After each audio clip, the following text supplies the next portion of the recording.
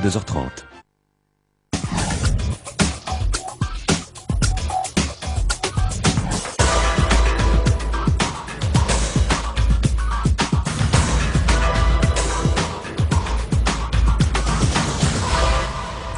Bonsoir, on est vendredi, bienvenue dans votre 18h. Dans l'actualité aujourd'hui, l'Europe qui montre l'exemple à Copenhague. Les 27 verseront 7,2 milliards d'euros en 3 ans aux pays pauvres pour les aider à lutter contre le réchauffement climatique. Les chauffeurs routiers ne feront pas grève à partir de dimanche soir. L'appel est levé. Syndicats et patronat ont réussi à se mettre d'accord.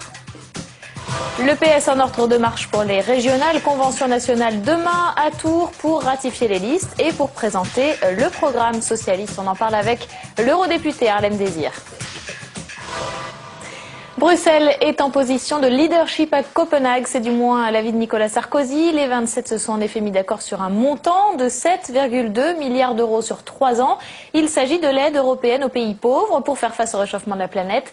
Le président français plaide également pour une réduction de 30% des émissions de gaz à effet de serre en 2020, mais pour l'instant pas d'arrangement sur le sujet. Sandra Sercara.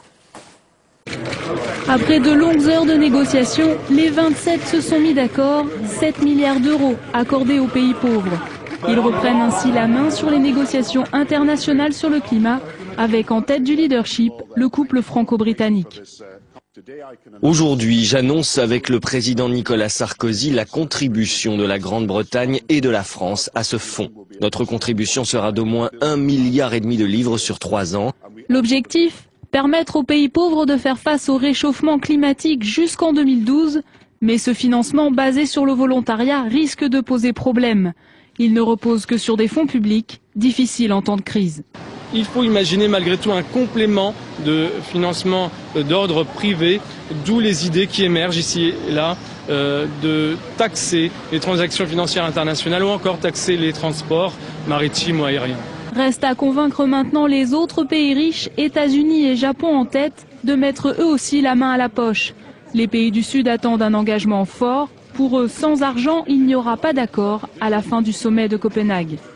Et pour l'instant, le projet d'accord mis en place à Copenhague, le premier texte officiel qui va dorénavant servir de base de travail aux négociations jusqu'à vendredi prochain, eh bien, ce texte prévoit de limiter la hausse des températures à 1,5 ou 2 degrés. Les États-Unis s'opposent à ce projet d'accord. Washington juge qu'il n'implique pas assez d'efforts de la part des pays en développement. Les 27 se mettent également en ordre de marche pour réguler les rémunérations bancaires. D'autres pays européens pourraient suivre, Londres et Paris, qui ont décidé main dans la main de taxer les bonus versés en 2009. L'idée séduit déjà Angela Merkel. En revanche, la CGT est sceptique. Pas question de se laisser leurrer par la culpabilisation des traders, lance Bernard Thibault. Bernard Thibault qui vient d'être réélu pour une 4e session de 3 ans à la tête de la Confédération syndicale. Et dans son discours de clôture du 49e congrès de la CGT, l'heureux élu est bien entendu revenu sur la grande sociale. Il a promis à Nicolas Sarkozy un bras de fer sur le dossier des retraites. Nos échanges nourris sur cette question attestent que c'est un sujet de préoccupation essentiel pour les salariés. Tous les syndicats de la CGT vont ensemble relever le défi. Oui, nous devons et nous pouvons répondre présent face aux défis lancés par le président de la République qui entend faire des retraites le marqueur de sa volonté de réforme. Je l'ai dit et je le répète à la conclusion de ce congrès, l'avenir des retraites sera pour la CGT le marqueur de la volonté de résistance des salariés. Dans le secteur routier, syndicats et patronat sont donc parvenus à un accord cet après-midi. Le texte est en cours de rédaction. Il prévoit une augmentation des salaires de près de 4%. L'appel à la grève pour dimanche soir a donc été levé. Autre conflit concerne la RATP et plus précisément le RER-A, touché par une grève depuis 2 jours. La direction estime que les revendications des syndicats, c'est-à-dire une prime de 120 à 150 euros, ne sont pas accessibles. En attendant, les perturbations se poursuivent. Un train sur 2 aux heures de pointe, trafic quasi nul aux heures creuses. Puis à noter enfin que le gouvernement va modifier les règles de fixation des prix du gaz. Un nouveau contrat vient d'être finalisé avec le groupe GDF Suez. L'objectif, c'est de rendre la modification des tarifs plus prévisible. Comme l'UMP l'a fait il y a 15 jours à Aubervilliers, le Parti socialiste lancera demain la campagne des régionales à l'occasion d'une convention nationale de ratification des listes à Tours. L'occasion aussi de présenter le programme du parti. Élisée Cardi. Veille de convention socialiste, sur le site du parti, on nous promet les équipes, les alliances et le projet. Mais sur le projet, pour l'instant, on doit bien dire qu'on ne sait pas grand-chose. Et pour Jean-Christophe Cambadélis, voici pourquoi. Bien parce qu'on vous connaît, on connaît la presse, et que si on publie avant que la réunion ait lieu, on se retrouvera dans la situation où, ayant publié le projet, nous serons déjà passés à autre chose, et on cherchera le débat et on dira « mais alors les socialistes n'ont rien à dire ». On a quelque chose à dire, mais c'est demain à Tours. C'est la surprise. C'est la surprise des chefs, oui. Effet de surprise donc de l'équipe présidée par Jean-Louis Bianco qui a planché sur le projet. 24 propositions seraient dans les tuyaux, mais plus que sur le projet, on avoue compter surtout sur le bilan. Ne soyez pas frustrés de ne pas voir un grand catalogue, comme d'habitude, comme à la veille de toutes les élections, où on parle de tout, de tous les sujets, où on fait de grandes promesses, car pour nous, il ne s'agit pas là de faire des promesses. Il s'agit de montrer ce que nous avons fait. La semaine dernière, Martine Aubry avait demandé du temps pour mettre en place les projets du parti, qui devraient être présentés dans le détail en janvier. Demain, en tout cas, on connaîtra les noms de ceux qui porteront ces idées aux élections régionales de mars prochain. Et sur ce sujet, 3 questions à l'eurodéputé Harlem Désir.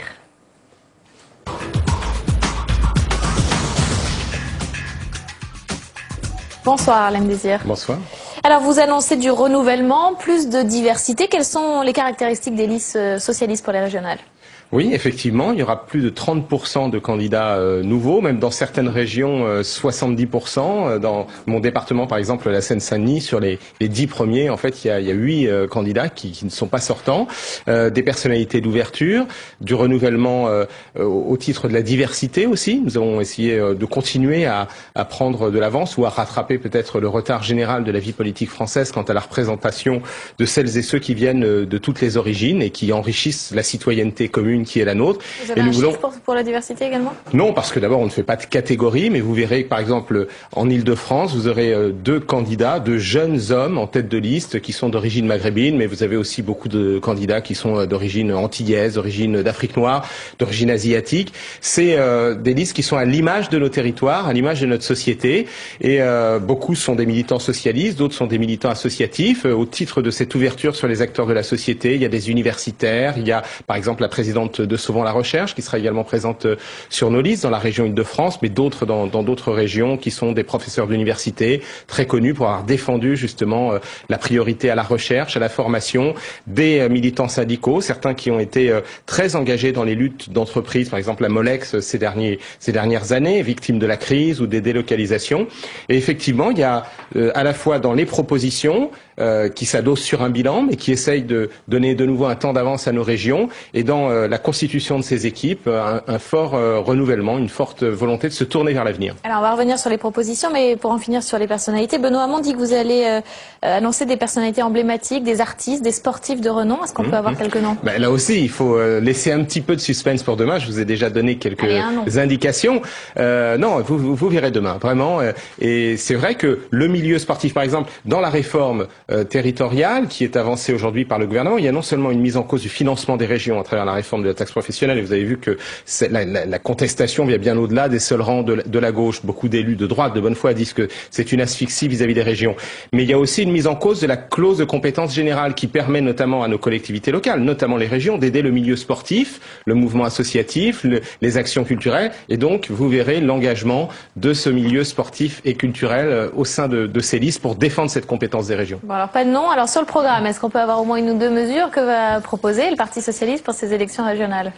En tout cas, oui, je peux vous dire qu'il y a un certain nombre de pistes sur lesquelles nous avons souhaité avoir des mesures fortes. D'abord, des régions qui, sans être subordonnées à ce qui pourrait être fait ou non à Copenhague, même si nous souhaitons un engagement très fort de l'Union européenne et de toute la communauté internationale, permettront que nos régions soient les premières éco-régions d'Europe. Aller encore plus loin dans le développement des transports propres, des transports collectifs. On a beaucoup investi dans les TER, mais on veut continuer les pistes cyclables, le transport fluvial. Et surtout, c'est la social écologie, c'est-à-dire non seulement développer cette offre de transport, mais faire en sorte que l'accessibilité à travers les tarifs, à travers l'aide qui est donnée à celles et ceux pour lesquels c'est un obstacle, permettent une augmentation de plus de 50% du transport par ces modes de transport propre. L'aide aux jeunes, aujourd'hui, sont les premières victimes du chômage. Et je crois que notre mission, puisque le gouvernement n'assume pas cette responsabilité, c'est qu'en termes de qualification, pour les 150 000 jeunes qui sortent sans qualification, en termes d'aide à l'autonomie, c'est l'accès à la santé. On a repris par exemple la proposition du pass contraception. On prend toutes les bonnes idées de toutes les régions. Mais absolument, et donc celle-ci est reprise dans le programme. Mais plus largement, en termes d'accès au logement, en termes d'accès à la mobilité, au permis de conduire, il y aura aussi des propositions. Mais je vous en ai déjà dit trop. Ségolène Royal, d'après une enquête BVA, 74% des sondés jugent que c'est un handicap pour le Parti socialiste. Je crois que, j'ai pas le sondage sous les yeux, ce que les sondés disent dans cette étude, c'est que, en tout cas, il faut pas être contre sa formation. C'est-à-dire qu'on peut se distinguer, on peut avoir des idées, mais qu'on n'a pas raison quand on veut en faire un prétexte à s'opposer à sa propre famille. Et donc, non, je crois que, au contraire, quand ces idées qui ont été, par exemple, mises en œuvre dans la région, dont mais quand elle dit qu'elle ne se bat pas pour le PS. Non, mais je crois qu'il ne faut pas non plus chercher la petite bête. Moi, j'ai compris la phrase de Ségolène comme le fait que pour elle, l'enjeu aujourd'hui, ça n'est pas d'être dans une bataille à l'intérieur du Parti socialiste. Et je crois qu'elle a raison, c'est d'être dans une bataille pour faire en sorte que sa région et que les idées qu'elle développe soient comprises des Français. Et de ce point de vue, ce qu'elle a fait en Poitou-Charentes, par exemple, pour Reliès, pour aider les entreprises, ce qu'elle a fait, le pack contraception pour les jeunes dans les lycées, l'accès à des consultations médicales et à la contraception, eh bien, ce sont des idées qui enrichissent d'une façon collective les propositions de sa famille. Donc elle est en voie de réhabilitation au sein du PS. Mais elle n'a jamais été, il n'a jamais été nécessaire de la réhabiliter, elle n'a jamais été excommuniée. Et je crois que d'une façon générale, on a besoin que toutes les individualités, les personnalités très fortes du Parti socialiste ne s'opposent pas, mais conjuguent leurs efforts au service de propositions communes. Georges Frêche a été plébiscité par les militants en Languedoc-Roussillon. Du coup, le Parti socialiste a renoncé à mettre une liste en face de lui. Il reste quand même un caillou dans la chaussure du PS malgré son exclusion du parti. Écoutez, moi, je ne vais pas vous tenir un langage de bois. Je ne vais pas vous dire que j'aime la façon dont Georges Frêche fait de la politique, dont il fait des déclarations à l'emporte-pièce, avec des dérapages vraiment insupportables. C'est pourquoi nous avons souhaité, nous, essayer de rassembler la gauche, parce qu'en plus, ça pose des problèmes vis-à-vis d'autres formations qui ne souhaitent pas se retrouver derrière lui avec une autre solution. Ça n'a pas été possible. Et les militants ont voté, et nous en prenons acte, mais en même temps, nous ne voulons pas donner notre investiture compte tenu de ce que sera la tête de liste. Nous pensons que le premier des socialistes qui aurait pu être la tête de liste, c'est Codorniou, qui est un très bon camarade, un élu très respecté localement. Donc, nous n'allons pas mettre une liste en face de celle-ci, parce que maintenant la priorité, c'est de garder la région à gauche et d'éviter qu'elle retombe dans les mains d'une droite qui s'est alliée avec l'extrême droite dans le passé en Languedoc-Roussillon. Alors, je voudrais vous montrer ce clip que vous avez forcément vu comme des centaines de milliers de personnes depuis hier soir. C'est le buzz internet de ces dernières 48 heures. Le clip des jeunes militants UMP, dans lequel on voit ministres et personnalités du parti majoritaire se trémousser en chantant en playback une chanson de Plamondon.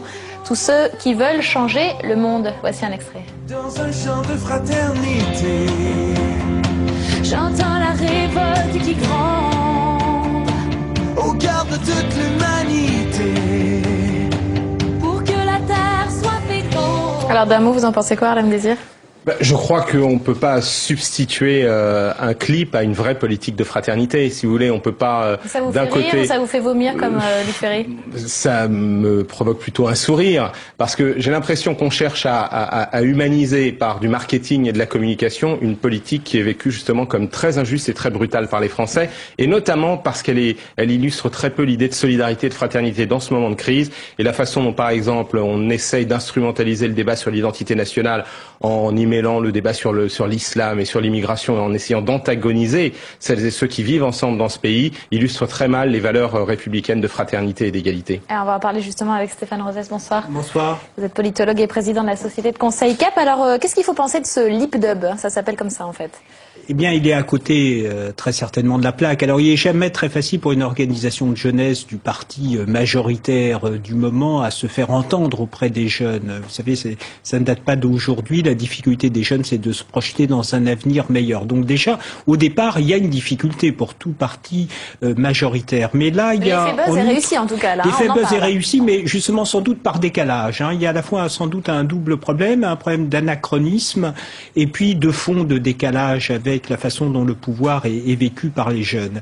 Alors d'abord un anachronisme parce que quand même la crise actuelle fait que les Français sont à la recherche d'une communication qui soit une communication crédible, responsable, qu'il n'y ait pas de hiatus entre les identités telles qu'elles sont perçues, les messages et les conduites. Et puis il y a une seconde difficulté qui vient au fait que Nicolas Sarkozy vampirise l'image du pouvoir. Or, si la dimension générationnelle a été la principale variable discriminante de la dernière présidentielle, et ça a été confirmé au municipal, un tiers, seulement un petit tiers au deuxième tour ont voté Nicolas Sarkozy, contre 2 tiers des jeunes qui ont voté Ségolène Royal. Ça vient de quoi? Eh bien, ça vient du fait que si Nicolas Sarkozy au deuxième tour a mis en avant des valeurs de communion nationale autour du discours de Guénaud, ce qui a fait sa marque de premier tour, c'est le fait de sans cesse trier le bon grain de livret.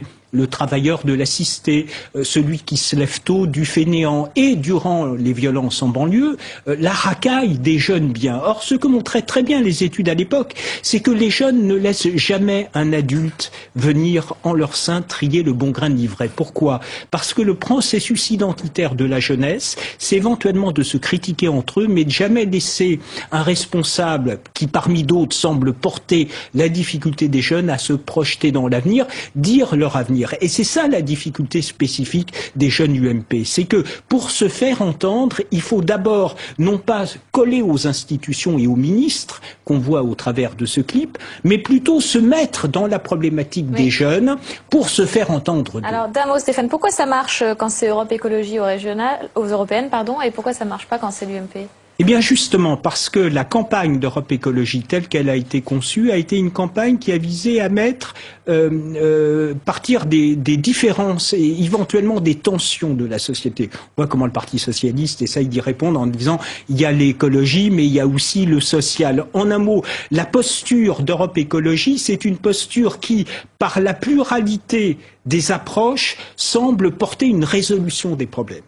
Ni attaquer le voisin d'à côté, mais partir des contradictions des individus pour les résoudre. Nicolas Sarkozy, c'est tout le contraire. C'est l'incarnation du Bonaparte. Il semble dire aux jeunes, vous occupez pas, et c'est moi qui vais faire le tri parmi les jeunes entre les bons et les mauvais, d'où la difficulté et l'anachronisme de cette campagne qui fait que le buzz, c'est un buzz qui montre plutôt le fait que les ministres essayent de se rajeunir plutôt qu'un buzz d'efficacité du discours auprès des jeunes. Merci Stéphane, on retrouve votre décryptage vendredi prochain comme toutes les semaines. Merci beaucoup à vous RLM Désir d'être venu sur ce plateau. Après Londres, Paris décide donc de taxer les bonus versés en 2009. Il s'agit d'un impôt exceptionnel qui devrait être calqué sur celui décidé par Gordon Brown en Angleterre et qui s'élève à 50% pour les primes supérieures à 27 000 €. Vanessa Nomé. La France, à l'heure anglaise, les 20 000 banquiers de la City ne seront plus les seuls à être taxés à 50% sur les bonus 2009. Les banques françaises vont devoir elles aussi payer, probablement au même taux que les Britanniques. Même si les modalités de la taxe française ne sont pas encore fixées, l'objectif est d'inciter les banques à la modération. À partir du moment où il y a un impôt dont on sait qu'il rapportera quelque chose, mais ça ne va pas non plus être énorme, ça va les inciter à avoir un comportement conforme aux exigences de gouvernance qui ont été édictées au sommet de Pittsburgh. En France, le seuil d'imposition serait fixé à 27 000 €. Déjà réformé une première fois en février dernier, cette mesure exceptionnelle du système des bonus inquiète beaucoup les banquiers français. Nous avons déjà une taxation qui est énorme en France, de l'ordre de 50% du revenu pour beaucoup de Français, notamment les cadres. Donc augmenter encore cette imposition, c'est là où il y a un problème avec les Anglais, où là-bas la taxation des revenus est beaucoup plus faible. Et puis surtout, ça participe à un mouvement de vouloir trouver des coupables qui n'en sont pas forcément d'ailleurs ou qui ont déjà été punis. Et donc ça permet de calmer les instincts revanchards. Le risque majeur de cette taxe pour les banquiers français, c'est la fuite des traders pour d'autres marchés. Nicolas Sarkozy et Gordon Brown veulent cadrer cette éventualité et aimeraient voir toute la zone euro suivre leur exemple. Du côté de l'Allemagne, l'écho est déjà favorable. Angela Merkel donc trouve l'idée attrayante et Nicolas Sarkozy et Gordon Brown essaient de rallier un maximum de pays européens. La taxe sur les bonus va-t-elle changer les pratiques bancaires? C'est le sujet de notre oui-non.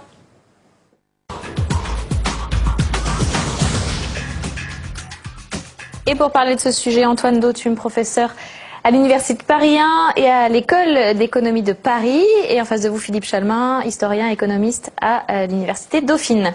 Alors, l'objectif de cette mesure, dit la France, dit Paris, c'est de dissuader les banques de verser des primes et de plutôt consacrer leur argent à renforcer leurs fonds propres. Est-ce que c'est une bonne mesure? Qui veut commencer?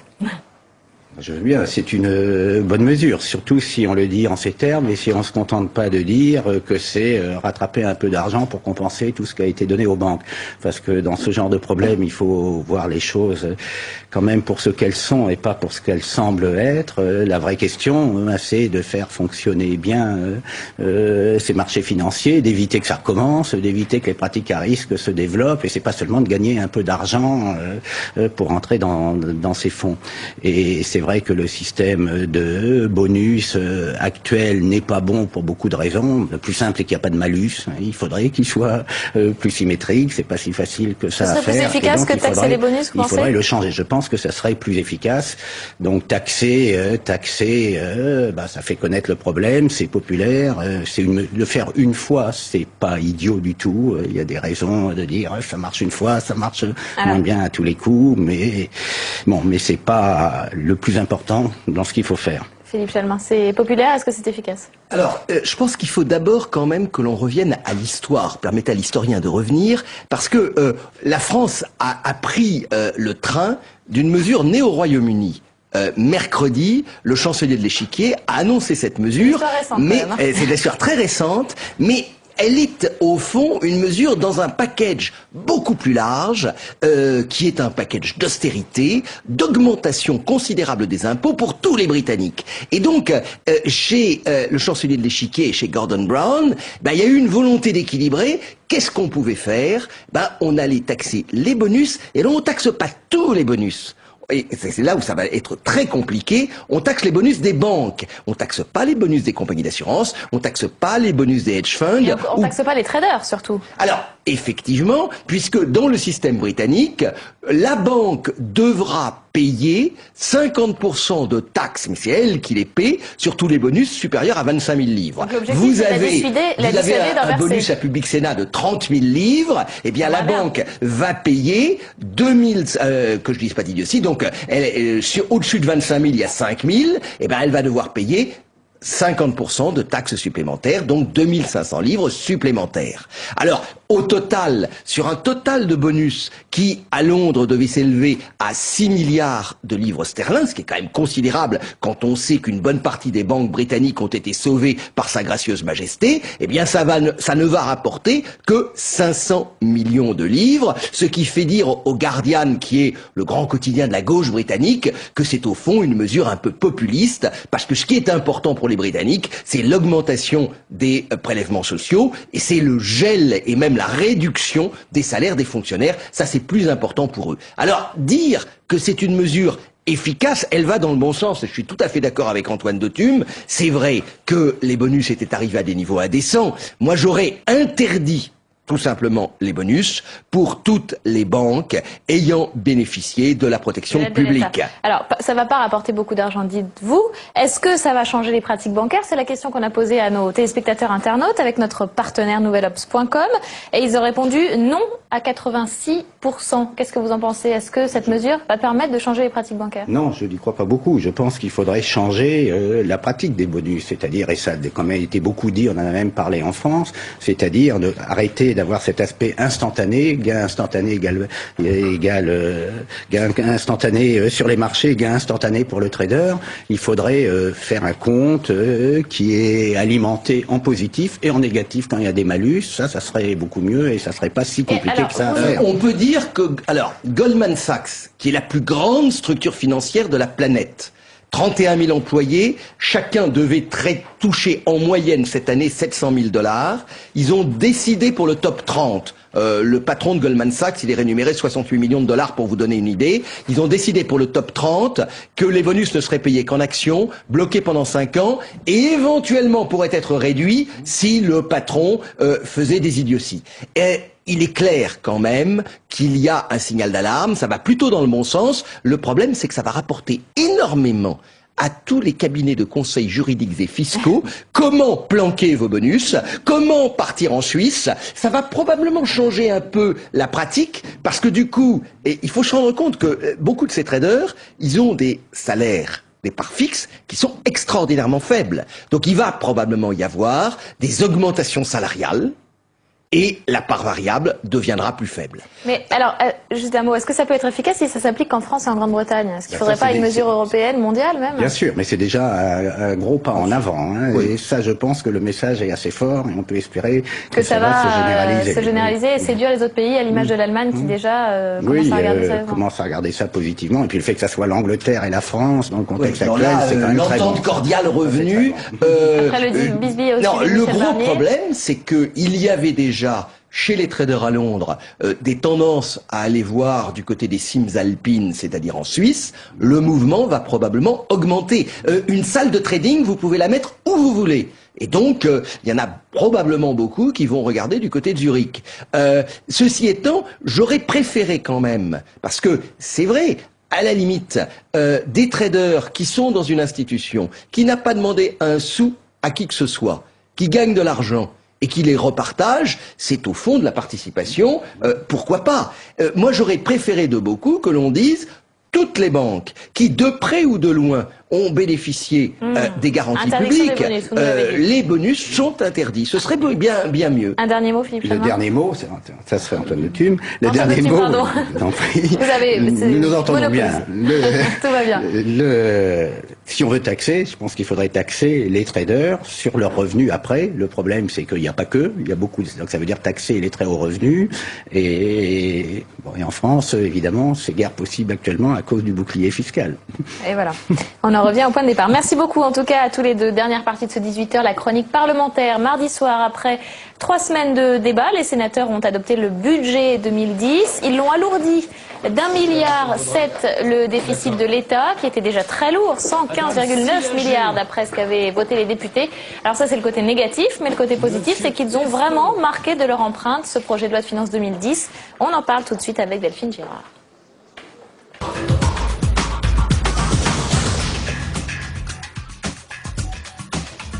Bonsoir Delphine. Bonsoir Caroline. Alors quelle est la marque qu'ont laissé les sénateurs? Eh bien, la principale marque laissée par les sénateurs, c'est bien entendu la suppression de la taxe professionnelle et la totale réécriture de l'article 2.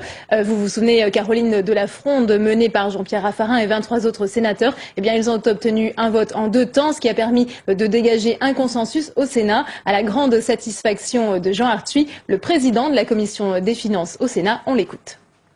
En prenant la décision de scinder le texte et de renvoyer en seconde partie et finalement au premier semestre 2010 les sujets relatifs à la répartition des ressources, nous avons, je pense, apaisé les craintes, souvent légitimes, des élus locaux.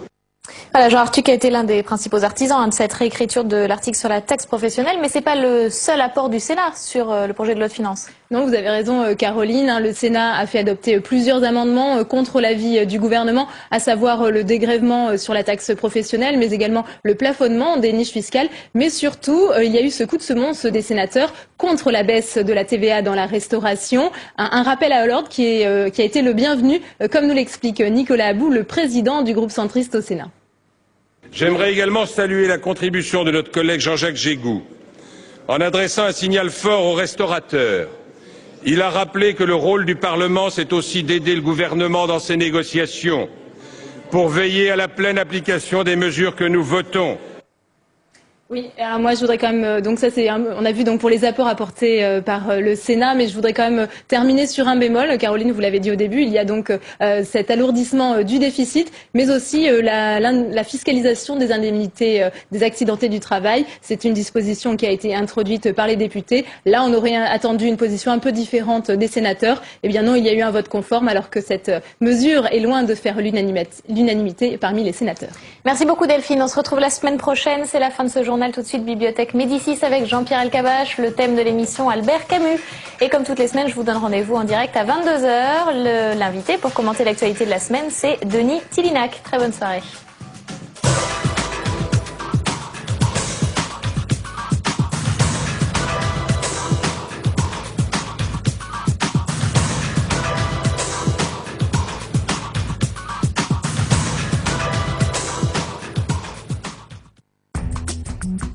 Parlement Hebdo revient chaque week-end sur les événements politiques qui ont marqué la semaine, avec un coup de projecteur sur les grands débats au cœur de l'Assemblée nationale et du Sénat. À nos côtés pour commenter ces temps forts, un parlementaire, député ou sénateur. Il nous aidera à décrypter une actualité toujours très riche et variée. Chaque semaine donc, Emmanuel, Parlement Hebdo, c'est le rendez-vous avec l'essentiel de la politique.